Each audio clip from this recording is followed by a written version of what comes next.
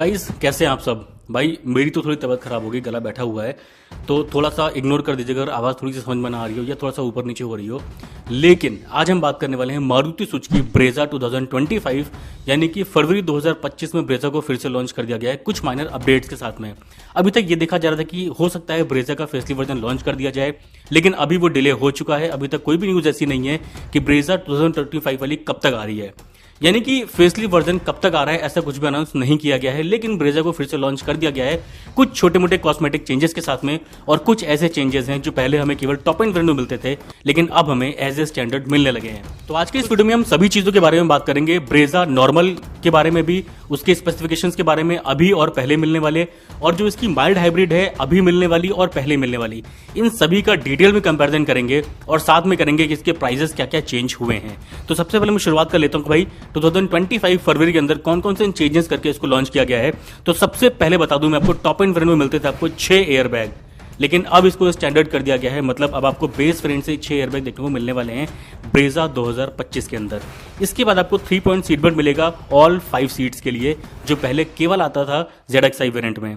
इसके बाद मिल जाएगा front seat belt with adjustable shoulder height, और ये चीज हमें पहले केवल टॉप एंड वेरिएंट में मिलती थी, यानी कि ZXi प्लस वाली वेरिएंट में मिला करती थी।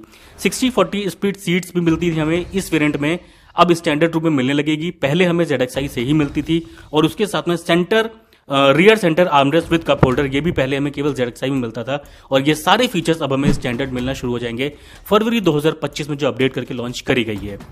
फिलहाल अब हम देख लेते हैं कि क्या स्पेसिफिकेशंस हैं पुरानी और अभी मिलने वाली ब्रेजा में।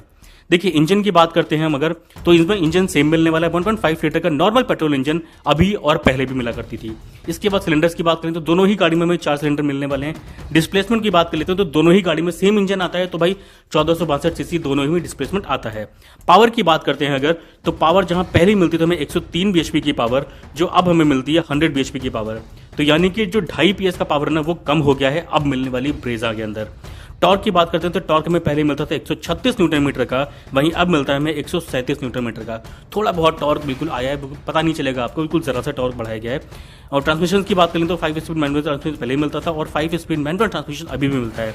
बात कर लेते हैं हम मैनुअल ट्रांसमिशन की, तो उसका जो माइलेज है वो निकल के आता है 17.38 किलोमीटर पर लीटर का पहले, और अब निकल के आता है 17.80 किलोमीटर पर लीटर का माइलेज, यानी कि जो थोड़ा बहुत माइलेज है आधा किलोमीटर का वो थोड़ा सा बढ़ गया है अब नई वाली 2025 ब्रेजा के अंदर।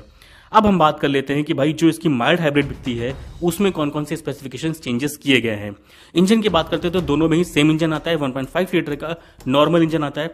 सिलेंडर्स वही मिल जाते हैं 4 सिलेंडर। डिस्प्लेसमेंट की बात करते हैं तो 1462 सीसी का इंजन इसमें दिया गया है।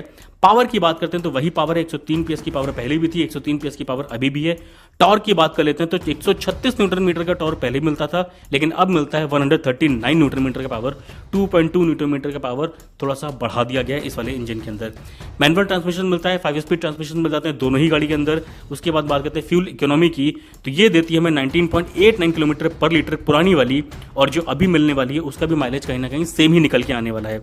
अगर बात करते हैं इसके ऑटोमेटिक ट्रांसमिशन की, तो मिल जाता है हमें 6 स्पीड ट्रांसमिशन दोनों ही गाड़ी के अंदर। और बात करते हैं फ्यूल इकोनॉमी की ऑटोमेटिक में, तो मिलती है हमें पुराने में 19.80 किलोमीटर पर लीटर का माइलेज, और वही नई वाली में भी सेम माइलेज निकल के आता है 19.80 किलोमीटर पर लीटर का mileage.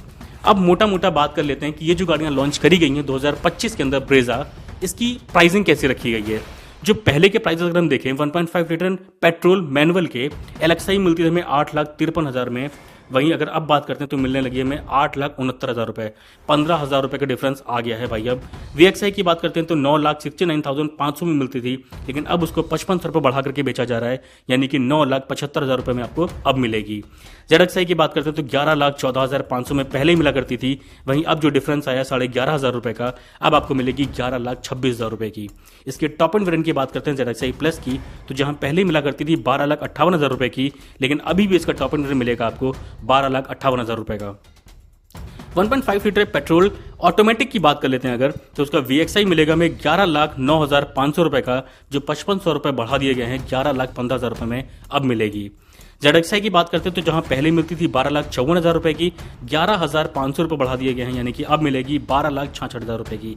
ZXi plus top end variant की बात कर लेते हैं तो 13,98,000 की पहले मिलती थी, जिसको बिल्कुल भी बढ़ाया नहीं गया है, 13,98,000 की अभी भी मिलेगी। अब बात कर लेते हैं 1.5 लीटर CNG मैनुअल की, तो LXI मिलती है 9,49,000 रुपये की, 15,000 रुपये महंगी हो गई है, 9,64,000 रुपये की अब मिलेगी। वहीं VXI की बात करते हैं तो 10,64,500 की पहले मिला करती थी, 5500 रुपये बढ़ा दिए गए हैं और अब मिलेगी आपको 10,70,000 रुपये में। ZXI की बात करते हैं CNG में तो 12,09,500 की पहले मिलती थी, वहीं 11,500 रुपये इसके बढ़ा दिए गए हैं, तो 12,21,000 रुपये में अब आपको ये मिलने लगेगी। तो 2025 फरवरी के अंदर इस गाड़ी को थोड़ा सा अपडेट करके लॉन्च किया गया है, लेकिन कहीं ना कहीं हम सब ये सोच रहे थे कि इसका हो सकता है फेसलिफ्ट वर्जन लॉन्च किया जाए, जिसको अभी तक लॉन्च नहीं किया गया है। खैर आने वाले समय में ये भी हो सकता है कि 1.3 लीटर का इंजन इसमें आ जाए 1.5 लीटर की जगह पे, जहां पे सभी कार कंपनीज यही कर रही हैं भाई, टर्बो पेट्रोल इंजन दे रही हैं और ये जो नॉर्मल इंजन है ना, नेचुरल एस्पिरेटेड इंजन है, इसको निकाल दे रही हैं। कहीं ना कहीं वो अपना कॉस्ट कटिंग कर रही है और ऐसा हो सकता है आने वाले समय में ब्रेजा के साथ भी हो जाए। आपको ये डिटेल कैसी लगी? पुरानी मिलने वाली ब्रेजा आपको कैसी लगती थी, या कुछ जो मॉडिफिकेशंस किए गए हैं, जो ये चेंजेस किए गए आपको कैसे लग रहे हैं, मुझे कमेंट्स करके जरूर बताइएगा। वैसे अगर मैं स्टैंडर्ड फीचर्स की बात करता हूं तो स्टैंडर्ड फीचर्स अब जो दिए गए हैं ना, ये बहुत पहले दे जाने चाहिए, क्योंकि मेरी गुजारिश है सभी कार कंपनी से कि स्टैंडर्ड जो भी सेफ्टी फीचर्स हैं, 6 air bag, 3 point seat belt वगैरह, ये सारे फीचर्स आपको सेफ्टी के तौर पर देने चाहिए एज ए स्टैंडर्ड। वीडियो अच्छा लगा तो वीडियो को लाइक करके चैनल को सब्सक्राइब जरूर करिएगा।